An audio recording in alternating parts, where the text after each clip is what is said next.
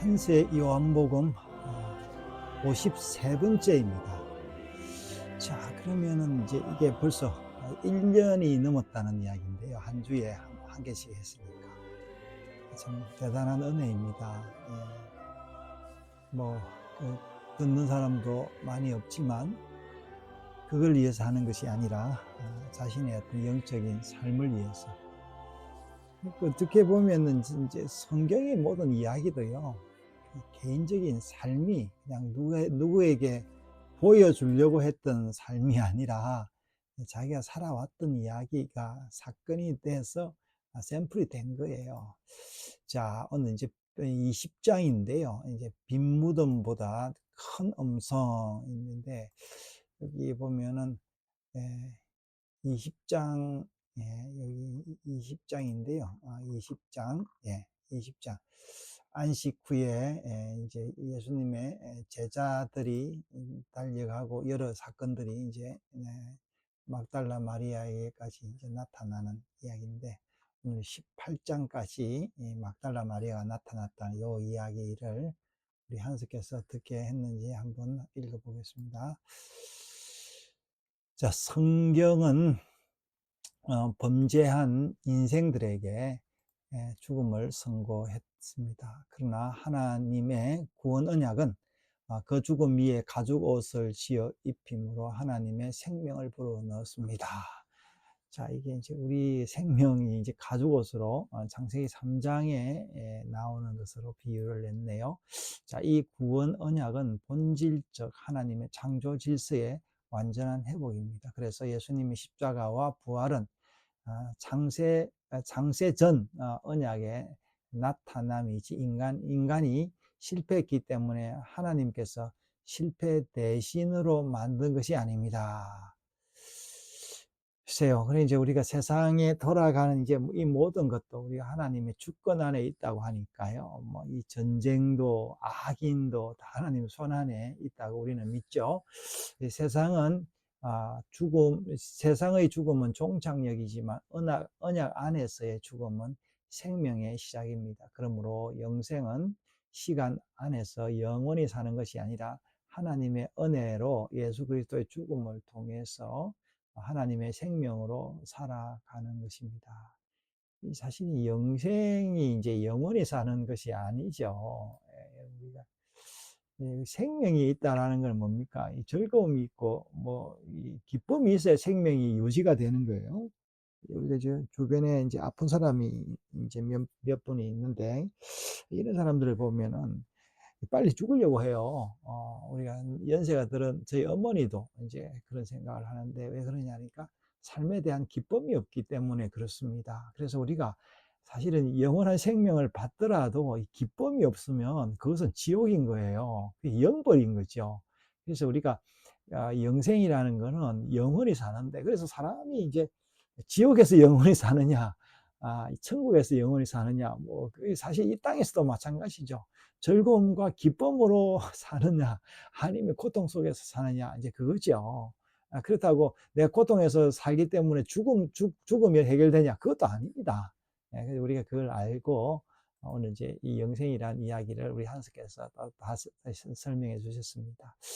자, 요한복음 20장 사건도 단순히 예수님께서 살아나셨다라는 사건 보고가 아니라 죽음의 어둠 속에서 시작하여 새 창조의 빛이 어떻게 인간 존재 안으로 침투하는지를 보여주는 복음의 최고봉입니다.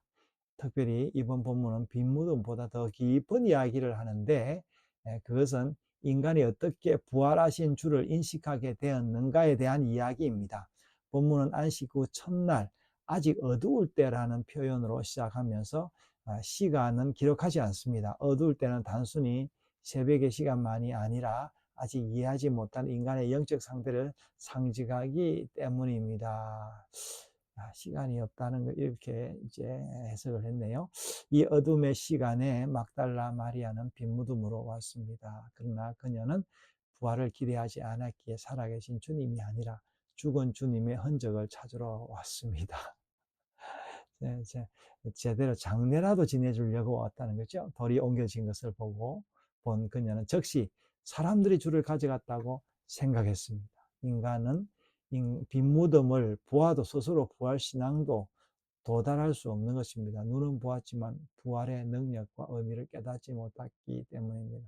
참 어느 누구도 마찬가지였겠죠. 이런 사건이 없었으니까요. 자, 이어 베드로와 다른 제자들도 무덤으로 달려가서 그 안을 살펴보았다. 요한복음은 여기서 보다 라는 동사를 세 단계로 사용하는데, 처음에는 단순히 바라보는 눈, 포블레, 이게 이제 예, 이게 이제 그리스어를 이야기하는 것 같습니다. 그 다음으로는 관찰하는 눈, 테오레오, 마지막으로 깨닫는 눈, 에이돈, 아, 아, 의 단계로 나아갔습니다. 저도 처음 듣는 단어라서 잘 모르겠네요. 자, 중심 구절은 20장 8절인데 그가 보고 믿었다. 네.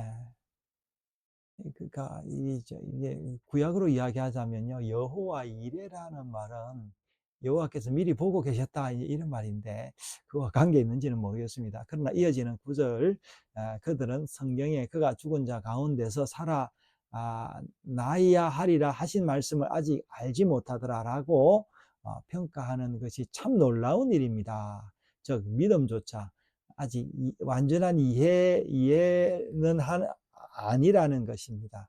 인간의 빈 무덤을 통해 흔들리기 시작하지만 말씀의 계시가 열려야만 부활의 의미 안으로 들어갈 수 있기 때문입니다. 여기서 중요한 것은 베드로가 본 세마포와 머리 숙은 기록인데 요한복음은 이상할 정도로 그 장면을 자세히 기록하였습니다.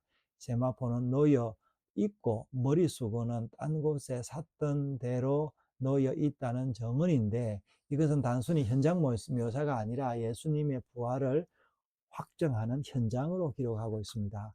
만약 누군가 시신을 훔쳐갔다면 그렇게 정돈된 상태일 수 없기 때문입니다. 네, 그렇죠. 무덤 안의 질서는 단순 정리정돈이 아니라 세상 창조의 시작을 암시합니다. 부활은 혼돈 속의 탈출이 아니라 하나님의 질서가 죽음을 깨뜨리고 들어오는 시간입니다. 자, 이제 한석께서 이 정돈된 상태를 이렇게까지 이게 의미를 두었네요. 진짜 놀랍고 은혜롭습니다. 이제 그러나 본문의 절정은 빈무덤이 아니라 불려진 이름이다. 마리아는 무덤 밖에서 울고 있었고 두 천사를 보면서 깨닫지 못하고 심지어 예수님을 직접 보면서도 알아보지 못했습니다. 오히려 예수님을 동산지기로 생각했습니다. 그런데 마리아는 왜 예수님을 알아보지 못했을까요? 요한복음서는 부활하신 예수님께서 동일한 몸으로 나타나심을 증언합니다. 제자들은 부활하신 예수님을 알아보았고 못자국도 확인했습니다. 따라서 본문의 핵심은 전혀 다른 외형이라고 보다 슬픔과 죽음의 인식 안에 갇혀 있었던 마리아가 아직 부활의 현실을 깨닫지 못하고 있었던 데 있습니다. 그렇죠. 그렇죠. 자기는 그걸 믿지 않았으니까 뭐 닮은 사람이라 하더라도 그 사람 딴 사람을 생각했겠죠. 그래서 이 사실은 이 부활의 사실이 아, 예, 예, 그냥 가짜가 아니라 이렇다라는 거예요. 만약에 누가 지어내서 썼으면 이렇게 안 썼겠죠. 그녀는 눈앞에 계신 주님을 보았지만 이름을 부르시는 음성을 들을 때까지 그분의 정체를 온전히 인식하지 못했습니다. 요한복음 10장에서 예수님은 선한 목자는 자기 양의 이름을 부른다. 또 놀라운 인용입니다. 양은 얼굴보다 음성으로 그 목자를 합니다. 부활의 인식은 단순 시각 정보가 아니라 주님은 죽음을 넘어 다시 자기 백성을 이름으로 부르실 때 온전한 관계 회복이 이루어지는 것입니다. 히브리적 세계관에서 이름은 단순히 호칭이 아니라 바로 존재, 관계, 언약이기 때문입니다. 부활하신 예수님께서 마리아야 라고 그녀의 이름을 부르심으로 그녀를 새 창조의 정인으로 세우신 것입니다. 그래서 이어지는 말씀도 중요합니다. 나를 붙들지 말라. 이 말씀은 요한복음 전체 흐름 속에서 매우 깊은 전환점으로 단순히 아직 만지지 말라 정도의 의미가 아니라 여기서 붙들다라는 단순한 손으로 만진다는 의미보다 붙잡고 매달린다는 의미에 가깝습니다. 즉 예수님은 이전 방식으로 나를 소유하지 말라라고 말씀하시는 것입니다. 이것은 관계의 단절이 난저선언이 아니라 오히려 더 깊은 관계로의 초대입니다. 이 해석이 놀랍습니다. 예수님은 이제 더 이상 갈릴리 길리를 함께 걸으시던 이전 상태의 랍비로만 계시지 않습니다. 그래서 어떻게 보면은 마리아는 아직 옛날에 사로잡혀서 육신적인 예수님을 생각했기 때문이죠. 그는 죽음을 통과하셨고 예수님은 영화로운 몸으로 새 창조의 첫 열매가 되셨기에 이제 제자들은 육체적 거리 안에서 예수님을 붙드는 시대가 아니라 성령 안에서 부활하신 주와 연합하는 시대 안으로 들어가야 한다는 것입니다. 이것은 내가 아직 아버지께 올라가지 않았다는 말씀의 의미입니다. 예수님의 부활은 성천과 성령 강림의 까지 포함한 하나의 구속차적인 흐름입니다. 그리고 복음은 단순히 예수님께 살아나셨다는 정보의 전달이 아닙니다. 복음은 죽음 아래 무너진 인간을 부활하신 주께서 이름으로 다시 부르는 사건입니다.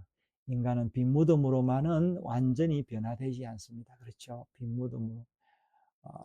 다시 여러분 우리가 다시 죽었다가 다시 살아난다고 해서 계속 그 생명이 유지되고 그러지 않죠. 그래서 살아났다 하더라도 그 생명이 누릴 게 있어야 되잖아요. 언약 백성은 백성의 이름을 부르시는 주님의 음성을 들을 때 눈이 열립니다. 이렇게 은혜로 열린 그의 백성들을 세상에 보내십니다.